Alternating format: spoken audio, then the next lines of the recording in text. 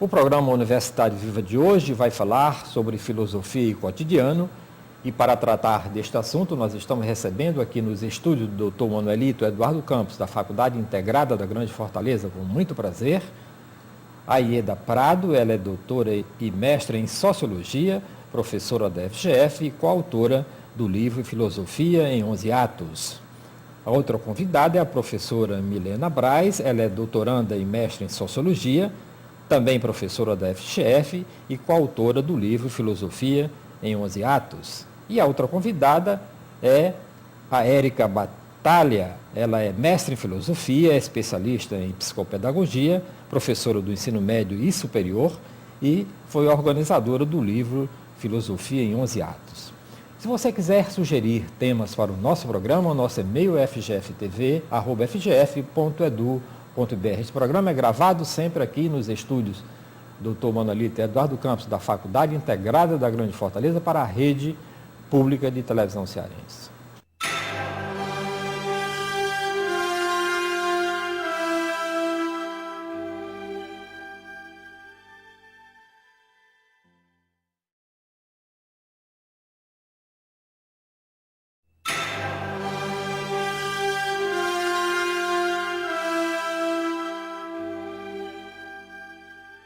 Vivemos em um mundo extremamente consumista, onde a insatisfação, a inquietude e o vazio existencial se intensificam.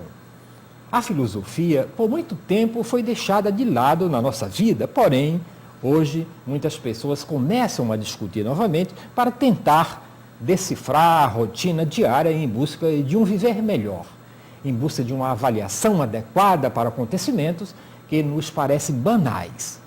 Por intermédio da filosofia, a dúvida é introduzida, aprofundando a reflexão, fazendo as pessoas se sentirem parte da sociedade e restaurando o sentimento de cidadania.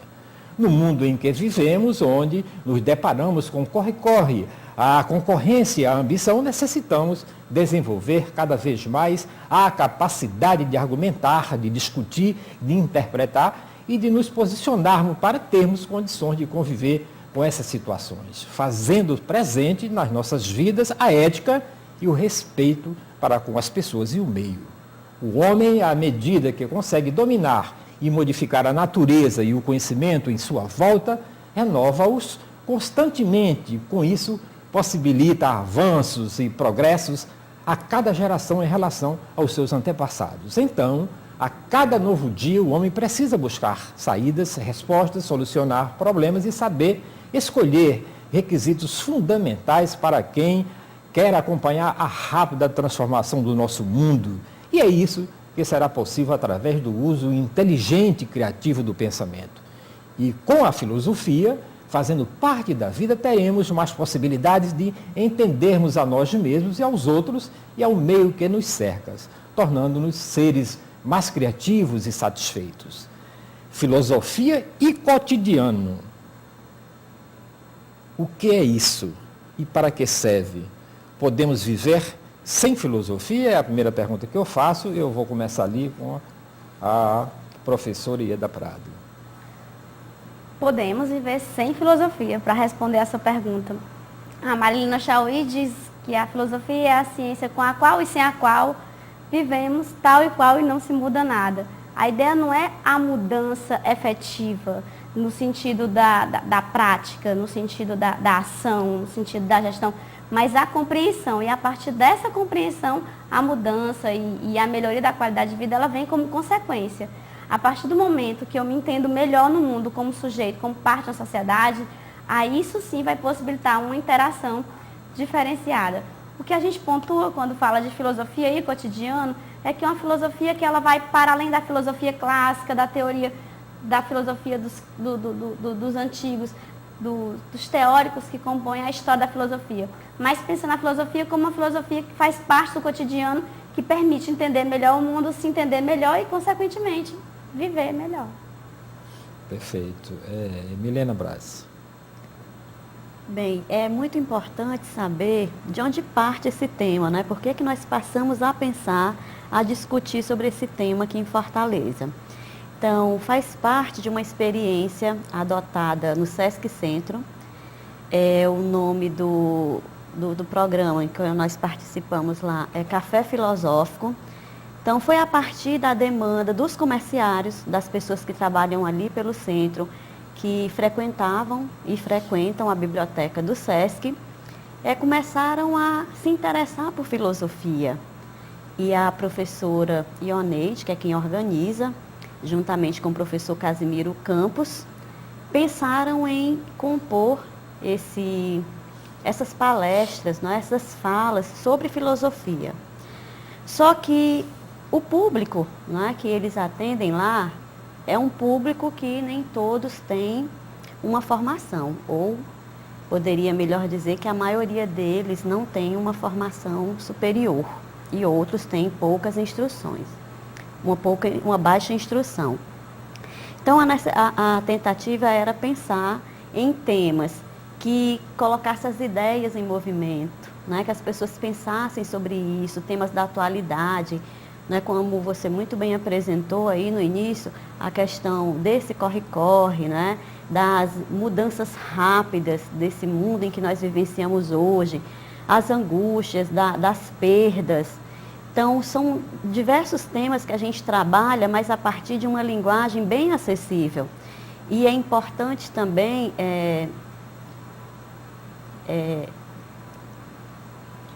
levar em consideração que não são só filósofos que participam do Café Filosófico fazendo suas falas, mas pessoas de outras áreas também, da sociologia, da história, né? Pessoas da área da educação, da psicologia.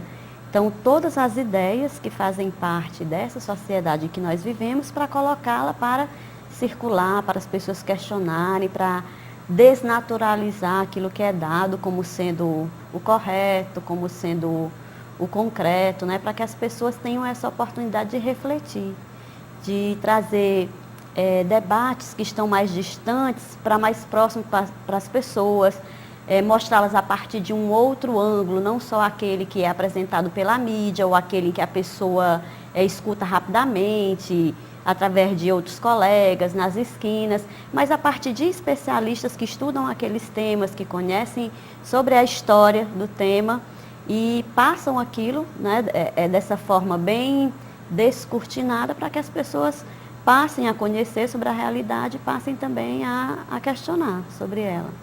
Ok. Professora Érica Batalha.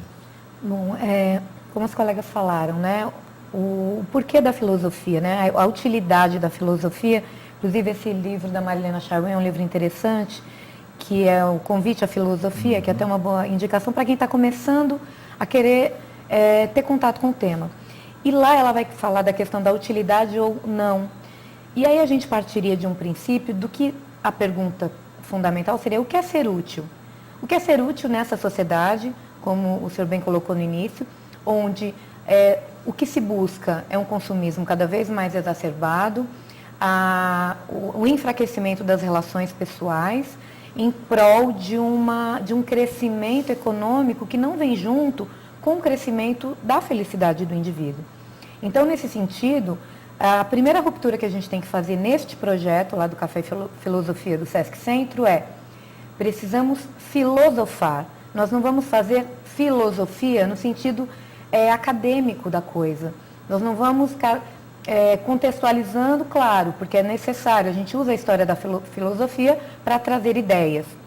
Mas não é este o principal, nosso principal objetivo. O que nós queremos é conversar com as pessoas que normalmente nos trazem temas do cotidiano à luz da filosofia. Então, a grande diferença é essa. Ao invés de nós simplesmente reproduzirmos história da filosofia, e aí a gente poderia chamar um especialista de cada área. Então, tem gente que estuda filosofia antiga, tem gente que estuda contemporânea, poderia pegar, mas não é exatamente isso que a gente quer. Nós queremos pessoas que, a partir do cotidiano, reflitam filosoficamente, e obviamente que a história da filosofia nos serve nesse momento. Então, neste sentido, ela é uma utilidade muito além dessa utilidade corriqueira do consumo, do que é imediato, das coisas mais fúteis. E, na verdade, ela busca o quê? Uma representação crítica da sociedade para a formação de um indivíduo que seja autônomo, que tenha uma consciência crítica e que não se deixe levar tanto por toda essa alienação ideológica que nos é colocada, que nos é imposta sempre de uma maneira nem sempre clara, o que confunde a maioria das pessoas.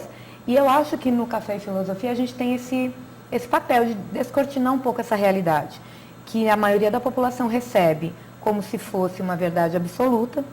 E é óbvio que qualquer dogma, ele não é interessante, nem o dogma filosófico, né? Então, lá nós abrimos realmente para o debate de ideias, mas não qualquer ideia e nem de qualquer maneira.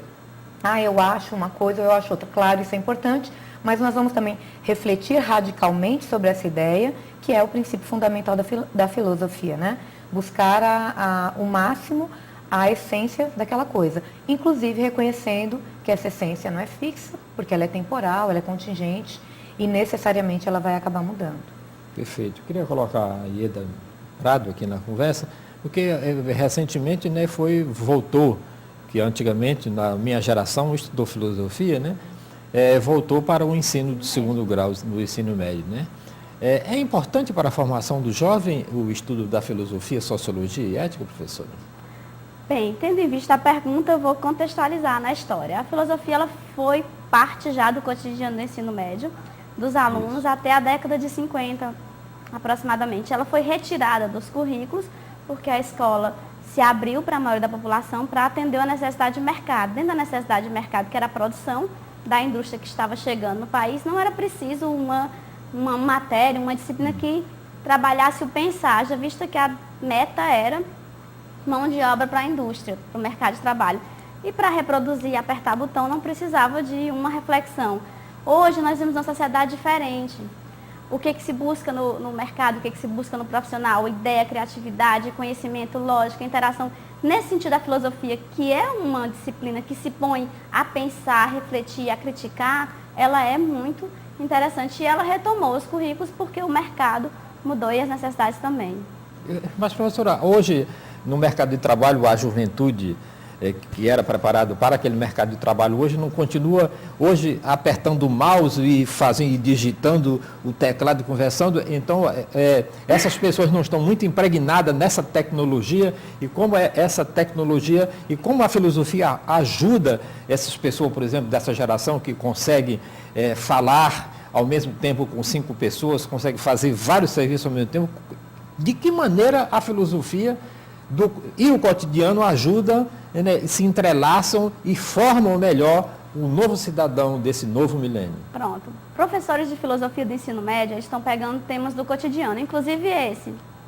A informática, a computação, essa comunicação rápida, quando eles vão refletir sobre isso e até que ponto isso é interessante, como isso pode ser feito melhor, como isso pode contextualizar com a escola, aí já está o tema sendo retomado para os alunos, quando eles se põem a pegar um texto para discutir internet e cotidiano, ou internet e reflexão sobre a vida, aí eles vão estar fazendo essa reflexão em sala de aula. É interessante pontuar que no ensino médio os professores, eles têm se reunido constantemente das áreas das ciências sociais, tanto da filosofia como da sociologia, para pensar em aulas em que tragam o cotidiano do aluno mais para eles refletirem sobre esse cotidiano. Como isso poderia ser útil? Bem, primeiro ponto é que a gente tem que questionar o que é a utilidade, como a Érica já pontuou. E o segundo é de pensar que esse aluno interage com várias pessoas, que esse aluno ele é mais rápido, ele é mais ágil, e a filosofia ajuda ele nesse momento, porque ele tá em contato também com muitos temas. Eu pego um aluno de ensino médio que chega para a professora cheio de novidades. Sabe o que ele traz de novidade? Ele traz um vídeo da internet que ele pegou vários filósofos jogando futebol, e ali está uma discussão, e ali está um interesse. Se o professor sabe captar isso e trazer para o cotidiano, ele também avança na disciplina dele. Nesse sentido, eu acho interessante conversar muito com a Érica, porque ela trabalha isso no cotidiano, ela é professora de ensino médio. Pois é, mas eu queria colocar ali a Milena para conversar sobre o seguinte, que eu perguntava, para fazer aqui, para todo mundo participar. Eu detesto futebol, certo? Eu detesto futebol, eu não vou assistir futebol sobre hipótese alguma, nem na televisão, nem nunca fui no estádio. Mas... Entende? Eu gosto de que quando eu vejo as pessoas, né, conversar, por exemplo, houve um jogo aí, parece que o Brasil não conseguiu fazer nenhum pênalti. Aí eu vejo as pessoas daquele entorno conversando, eu fico admirado, presto muita atenção naquilo aí. Isso é filosofia, professora?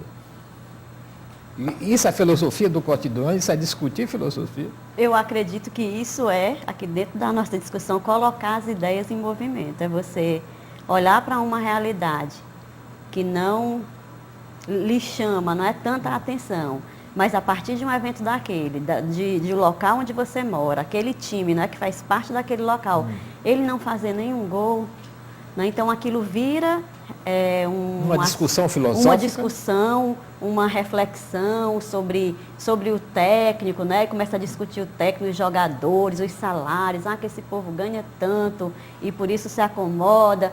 Né, então isso vira uma questão, eu não sei se filosófica, mas colocar as ideias em movimento, passar a refletir. Né? Nesse sentido, sim. Agora, professor Jonas, eu queria muito comentar ainda sobre aquela temática, não é, que a Ieda estava respondendo, porque você perguntou sobre a internet, né? Sobre a questão da internet, com o ensino da filosofia no ensino médio. E eu queria falar aqui de uma experiência aqui no estado do Ceará, onde na escola básica e pública, o governo do estado teve essa ação, através da Secretaria da Educação, de colocar a filosofia, todas as outras disciplinas, mas vou falar aqui da filosofia, dentro de um ambiente virtual.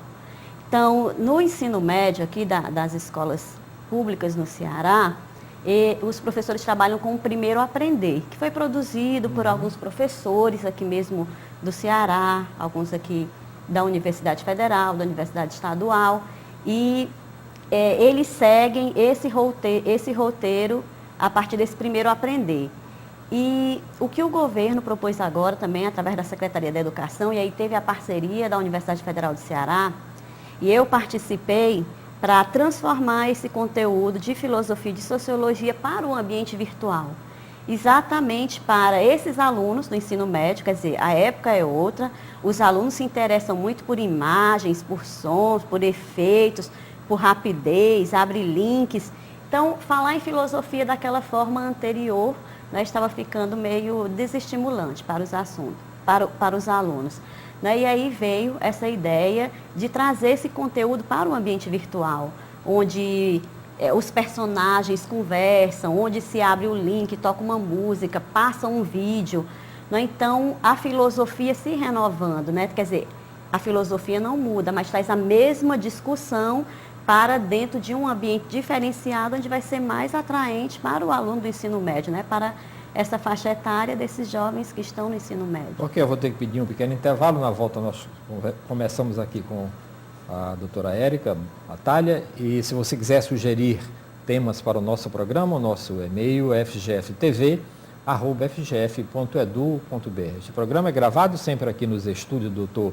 Manuelito Eduardo Campos, da Faculdade Integrada da Grande Fortaleza, para a Rede Pública de Televisão Cearense.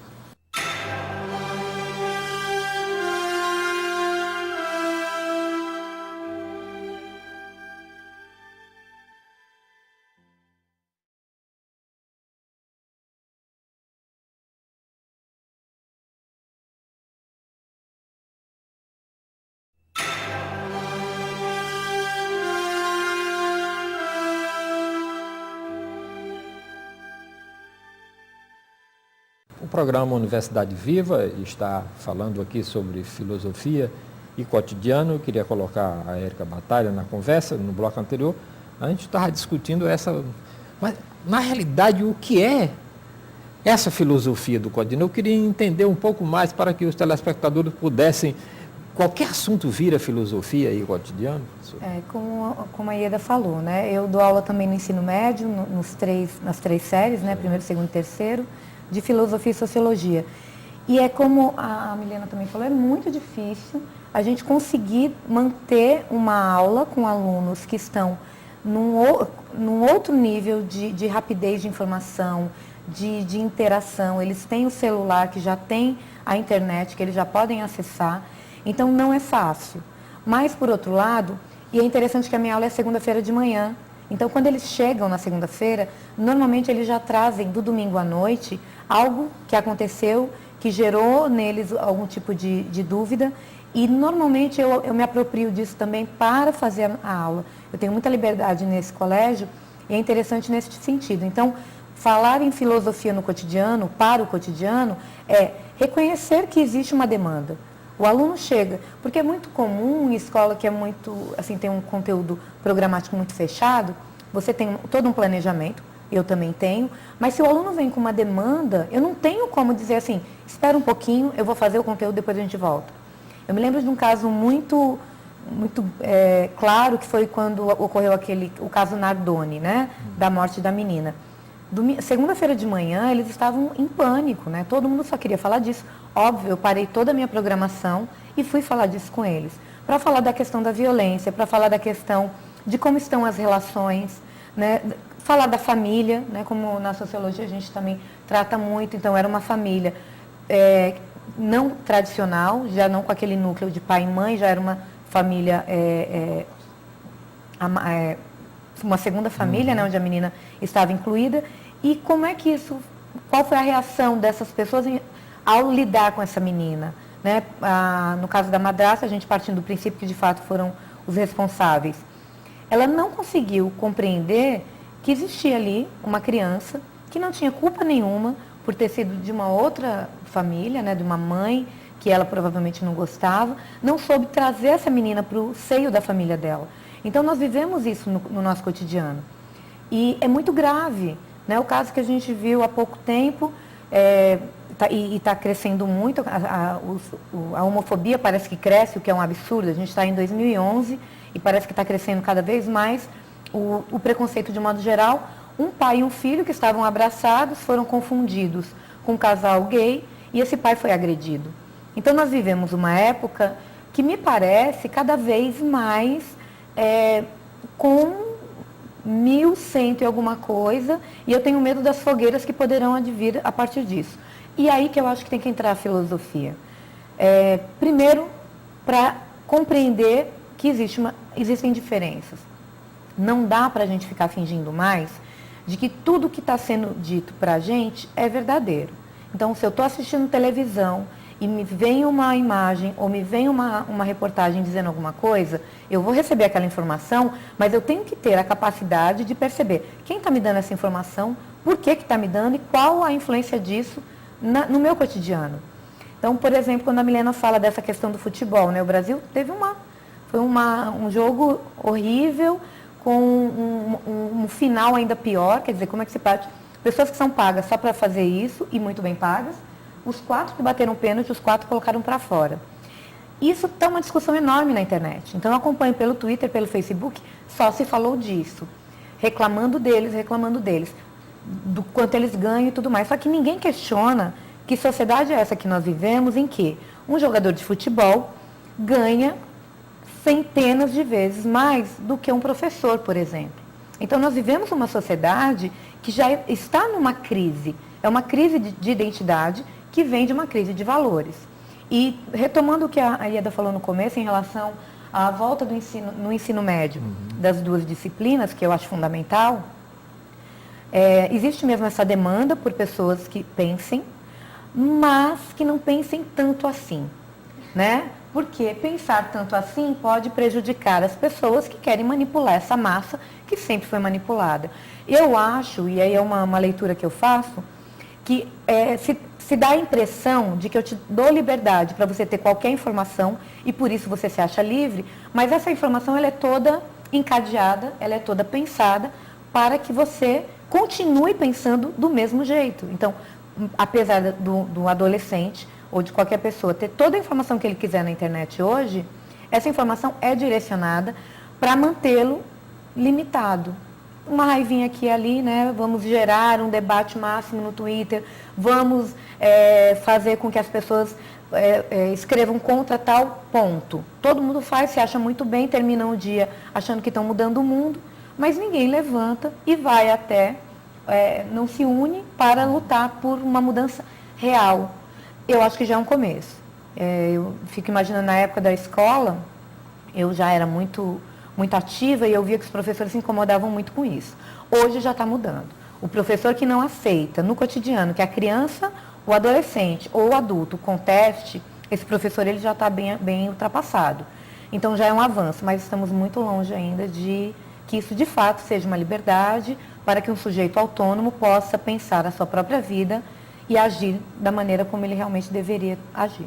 Professor Ieda, como é que eu posso ser tão autônomo desse jeito, onde nós vivemos num mundo de comunicação generalizada, em que a televisão, por exemplo, que ainda toma conta do nosso cotidiano, a gente vê no dia seguinte, né, de um capítulo da novela A, B ou C, da Globo ou de qualquer outra, entende? As pessoas discutindo aquela personagem como se fosse realmente da vida real, algo que, ora, fulano de tal passou o chifre no marido, a fulano de tal é gay, e como é que a gente pode ter uma consciência crítica dentro de uma enxurrada, vamos dizer assim, né, de pensamentos, sempre colocando na nossa mente, que não dá tempo nem da gente pensar. E fora essas coisas da realidade que acontece, essas violências todas que a gente convive, né, 24 horas por dia, como é que a gente pode se libertar? Como a filosofia poderia ajudar o pensamento crítico para a gente conseguir sair um pouquinho desse nogórdio que é a televisão na modernidade?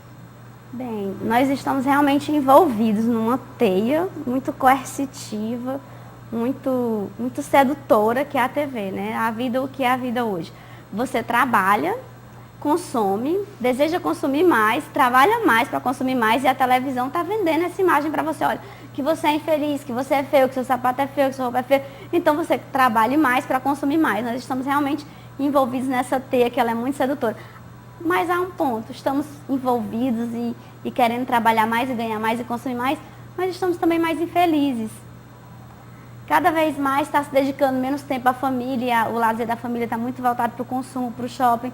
Mas à medida que as pessoas vão ficando mais infelizes, elas também vão buscando alternativas e outras formas de viver, de interagir, de conhecer.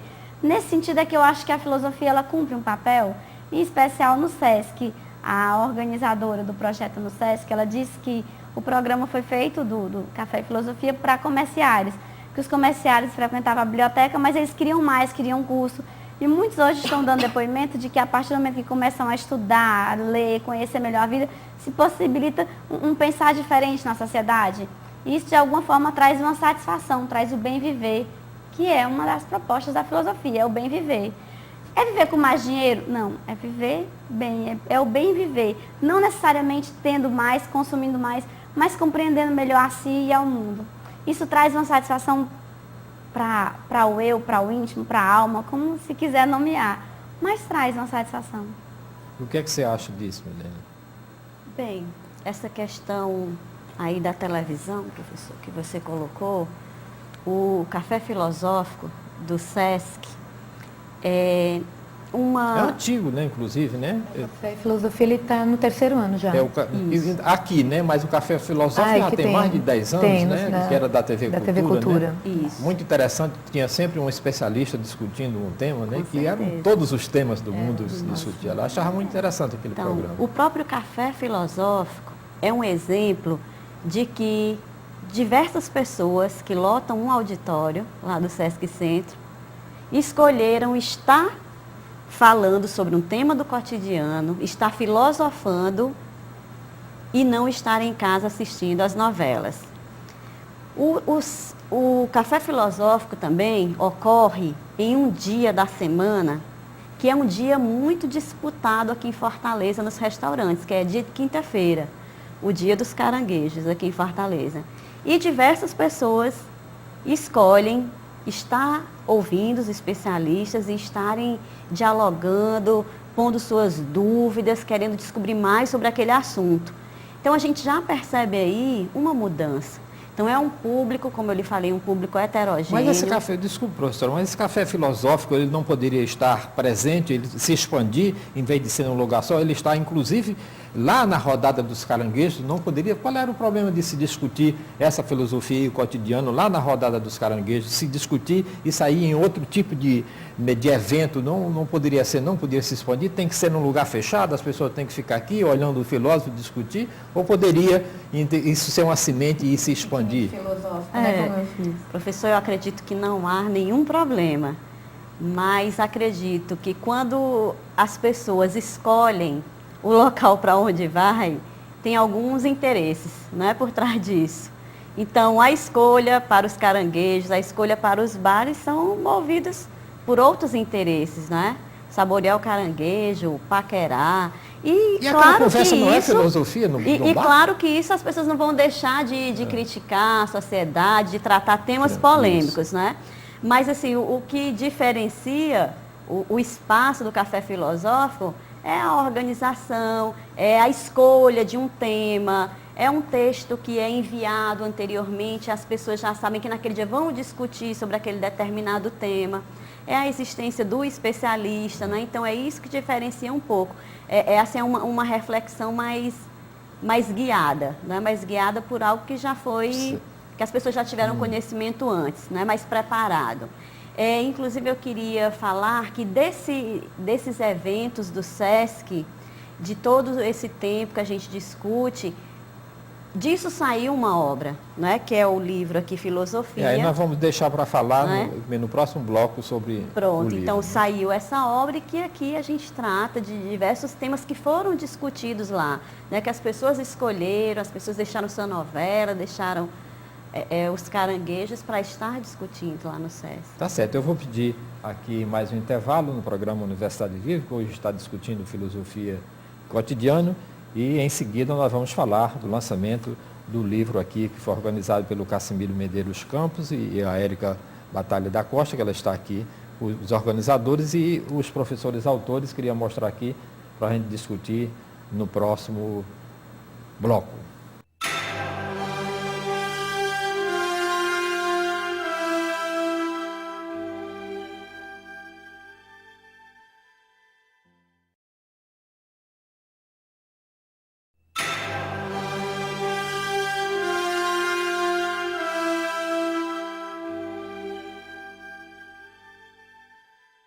O programa Universidade Viva está de volta. Hoje nós estamos falando sobre filosofia e cotidiano.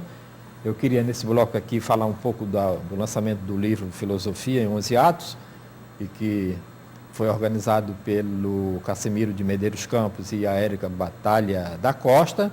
E tem os autores Alexandre Carneiro de Souza, que também é nosso professor aqui da FGF, a Antônia Leda, né, e a Ieda, né, que está aqui de Souza Prado, o Antônio Luiz Cardoso de Figueiredo, o Antônio Glaudenir Brasil Maia, o Cassimiro também, a Érica também tem artigo, o Jorge Luiz de Oliveira, a Marne Eduardo Ferreira Cruz, Milena também está aqui presente, Rafaela Cândido, Renato Almeida de Oliveira e Tiago Souza Félix. Eu queria que a Érica falasse um pouco desse livro, como foi para vocês chegarem a organizar esse livro e quais são os temas que são tratados aqui para a gente começar a entender o que é, como se enquadra a filosofia do cotidiano nesse trabalho de vocês. Como a Milena estava falando, o café e filosofia no SESC, ele começa de uma demanda da própria população de Fortaleza, que ia até a biblioteca, lia os livros, mas queriam algo mais. Eles queriam debater aquelas ideias que eles estavam tendo contato a partir dos livros. A Ioneide percebeu isso e chamou o Cassimiro para desenvolver o projeto do Café e Filosofia, que já está em seu 3º ano. A cada encontro é chamado um especialista para aquela área do debate, e os temas normalmente são colocados ou pelo próprio público, né, que solicita, ou pelo Cassimiro, e eu apoio também nesse sentido. A partir desses debates, no final de cada debate, a gente sempre saía de lá com a primeira coisa: ninguém queria ir embora, era uma coisa muito comum. As pessoas queriam continuar conversando. Num segundo momento, eles queriam material. Então, a gente apresenta, às vezes, com slide, eu já levava um texto também para distribuir. E, de repente, a gente começou a ver que esses textos estavam circulando entre nós. Quando o Cassimiro também foi guardando esses textos, quando ele percebeu, já tinha um volume bem grande. E a gente queria expandir aquela vivência do café para além, né, das salas ali do SESC.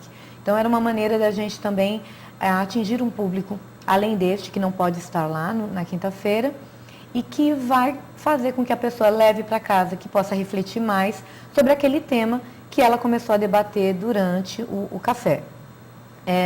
O livro, eles tem 11 artigos, né? São 11 artigos, mas são 12 autores, né? Que um artigo está em coautoria. O Casimiro, ele fala exatamente do café e filosofia, ou seja, tudo isso, né? Como é que surgiu. O segundo artigo é o meu, que é exatamente o primeiro contato que o Casimiro teve comigo. Eu estava no mestrado na UFC, ele fazendo doutorado, e ele me convidou para falar para que filosofia. Então, o meu tema era tentar mostrar de que maneira a filosofia é necessária no cotidiano. Isso, para mim, é um exercício diário, porque eu dou aula de introdução à filosofia, de bases sociofilosóficas. Então, imagina eu entrar numa sala de educação física, por exemplo, como eu dou aula, e a pergunta óbvia sempre vai ser isso: professora, para que eu tenho que aprender filosofia para ser educador físico? Aí eu digo que ele não precisa. Aí eles levam um susto. Não, você não precisa aprender filosofia, mas aqui a gente vai tentar aprender a filosofar. E é interessante, até uma aluna minha, acabou agora o semestre, né? E no começo eles com essa ansiedade toda, eu falei, vamos trabalhando isso ao longo do tempo. Ela chegou para mim com um dado que eu achei interessantíssimo. Ela é uma casada, inclusive o filho dela estuda com ela, muito interessante. E ela me disse que ela começou a questionar algumas atitudes do marido por conta do que a gente estava discutindo ali. Da questão da pessoa ter autonomia, de ter liberdade, de ser respeitada, de respeitar o outro, de valorizar a diferença. E ela disse que começou a debater com ele coisas que antes ela simplesmente acatava da maneira mais